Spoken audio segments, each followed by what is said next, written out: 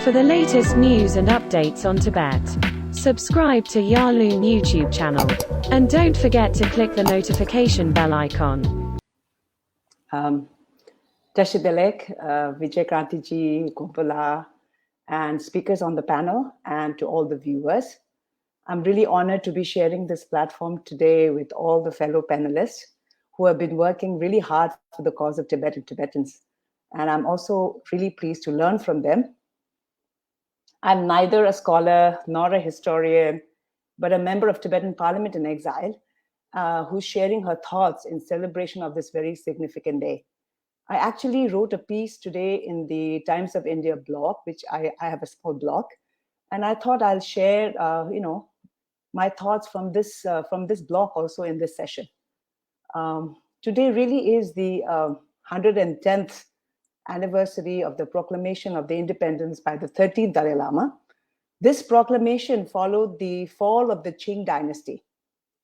I know I'm repeating this because it's very important to reiterate this. Pujula has done this, but I think it's very important that we start with that. And it's very important to also emphasize that the Qing dynasty, who were Manchus and not Chinese rulers, had Tibet was a protectorate state under the Manchu rulers, which means the Manchu rulers did not possess sovereignty over Tibet, but was responsible for defense and external relations. This is very similar to many former protectorate states under British rule, and somewhat close to current relationship that Bhutan and India also enjoys. Tibet has always enjoyed a distinct geography, population, and a unique language and culture.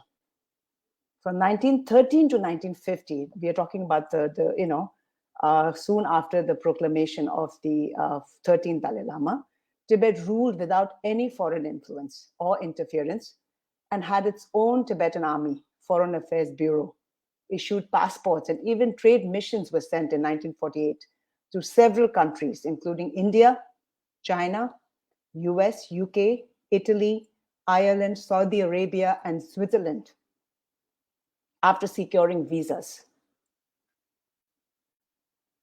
Tibet was invaded and colonized for the first time by the People's Liberation Army under the Communist China, the present Chinese regime. Barely months after seizing power in China, actually sent PLA to occupy Tibet. At the time, Tibet was independent but largely isolated from the rest of the world. The world was really caught up in Cold War geopolitics, and the Korean crisis was in full swing. The communist China came in the guise of, quote unquote, liberating us from old feudal system and imperialism. And some Tibetans, unfortunately, fell for those shrewd propaganda and even cooperated with the PRC. In the words of late Professor Dawa Norbu, who I also had the good fortune of being a student while I was in JNU, he says, I quote, Chinese strategies for taking over Tibet included co-opting the ruling class, presenting themselves as modernizers rather than Marxist revolutionaries, and doling out generous payments in silver dollars to rich and poor alike. So the 14th Dalai Lama was quickly enthroned to take on the political reign while this was going on at the tender age of 15 on November 17, 1950. So 6 months later, on May 23rd, 1951, we all know the infamous, the so-called, quote unquote, 17-point agreement of the Central People's Government and the local government of Tibet on measures for peaceful liberation of Tibet, quote unquote, finished, was forced onto us with PLA stationed in Chamdo, threatening further encroachment. They did not even stick to their coerced promises of maintaining existing structures in Tibet, and soon Tibetans started revolting. The revolt actually started from Kham and it spread to the Tibetan capital, Lhasa. Mass uprisings took place on March 10th and 12th, 1959, as we all know about it. Many of our parents also fought the Chinese under the Chushigandruk Tibetan National Voluntary Army. Chinese army shelled all the Tibetan areas, brutally crushed the revolutionaries with a bombardment of artillery shells, killed many thousands of Tibetans, and arrested and imprisoned many, many more. His Holiness the Dalai Lama was forced to escape on March 17th. And after many, many days of trekking across, rough terrains, he reached India on 30th March, followed by over 80,000 Tibetans and many more in the years to come. When Tibetans were going through all these problems and all this crisis with China, the United Nations General Assembly in 1959, in 1960, in 1961 passed resolutions which actually stated that the Tibetan people have the right to self-determination. The International Commission of Jurists in 1960 determined that genocide had been committed by China against Tibet. They actually quoted 4 principal facts which established evidence in relation to genocide. A, that China will not permit practice of Buddhism in Tibet. B, that they have systematically set out to eradicate this religious belief in Tibet. C, that in pursuit of this design, they have killed religious figures because their religious belief and practice was an encouragement and example to others. And D, very interestingly, that they have forcibly transferred large numbers of Tibetan children to a Chinese materialist environment in order to prevent them from having a Tibetan upbringing. All this are very familiar to us because, in fact, the situation in Tibet today is even more critical. Tibetans are not free to assemble and celebrate religious festivals or receive teachings from their revered lamas. Pictures of His Holiness the Dalai Lama are not allowed in the homes. Check on numbers and activities of monks and nuns continue to happen in religious institutions. Arrest and imprisonment of prominent figures and activists continue. Colonial boarding schools uprooting young Tibetan children from their language, culture, and identity are going on. At least 157 Tibetans have self-immolated in protest against gross violations of their fundamental freedoms and destruction of Tibetan identity and way of life. And also the recent discovery of ongoing mass DNA testing of Tibetans used in ethnic coding for database and easy tracking of Tibetans who are politically active. All of the above actually make a strong case to prove acts of genocide committed by the Chinese communist regime in Tibet. So while we struggled against the brutal Chinese authorities and advocated for Tibetan freedom for the last 63 years, we almost took it for granted that Tibet was historically never a part of China. This fact was not properly amplified in our official documents. Our leadership has now begun to proactively counter Chinese narrative of Tibet with a report which started with a report entitled "Tibet was never a part of China, but the middle way approach remains a viable solution." This emphasis is especially important as China is continuously lobbying for non-interference on the issue of Tibet based on the principles of sovereignty and territorial integrity. Without reiteration of Tibet as an occupied country, there are no grounds for pursuing dialogue for peaceful resolution based on middle way approach. On a recent official Tibetan parliamentary delegation to 4 European countries supported by ICT Europe, we were successful in meeting with many parliamentarians, government officials, and civil society groups.